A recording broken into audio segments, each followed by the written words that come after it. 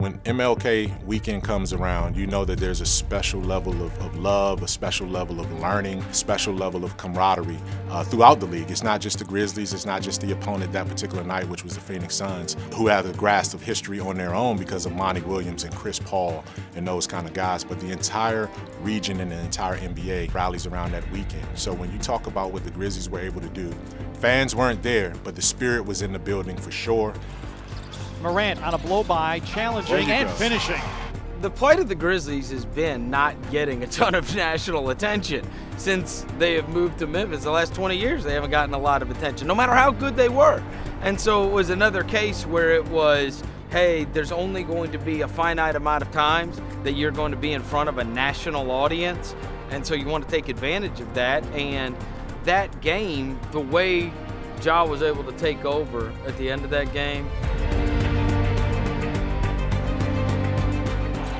Ja, side pick and roll with Tillman, drives, sets up Grayson for three.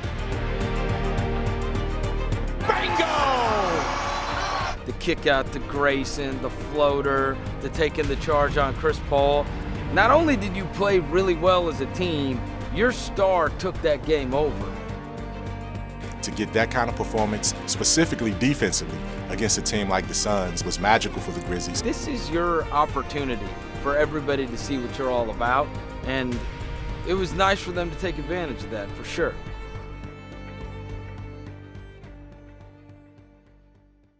You know, this whole season, for all teams in the league, all 30 teams are impacted by the health and safety protocols. The league is going to err on the side of caution. The Grizzlies were one of the teams that ran into some of the challenges that became of that sort of pause and, you know, setting a team aside to make sure that the players and the staff and everyone else is not going to be further endangered. Obviously, the last week has, put us in a test, but I think our guys rose to the occasion, our staff rose to the occasion especially, to whenever we could be in the building. And even though it was one player at a time, those guys adapted and stayed positive throughout. And eventually, when the green light came for them to return to action, the Grizzlies were ready and they were in shape and they were prepared for what was to come.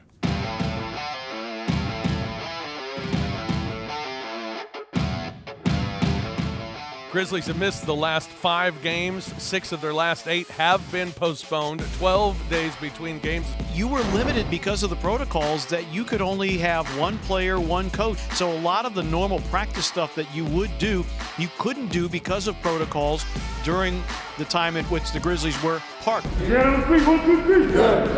had no idea what they were going to look like after a long break. And B, there is a long track record of poor outcome in San Antonio. That has been a big problem for the Grizzlies. Ja going straight to the rack, reverses it up and in. Oh, what a play! Oh my, by Ja Morant. Beating them that first game and just shooting the lights out.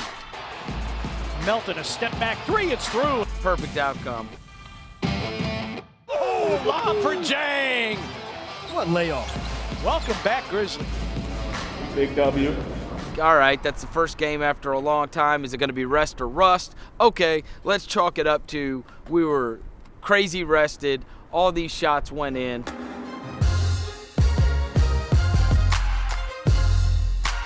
Great look. Oh, Xavier Tillman, send it in.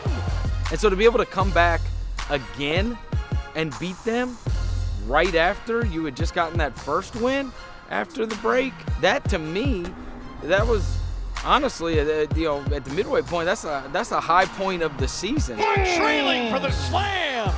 The Grizzlies out in numbers. These have been some fantastic outings by the Grizzlies these past 2 games. What were we saying, rest and rust? No, this team's ready to play.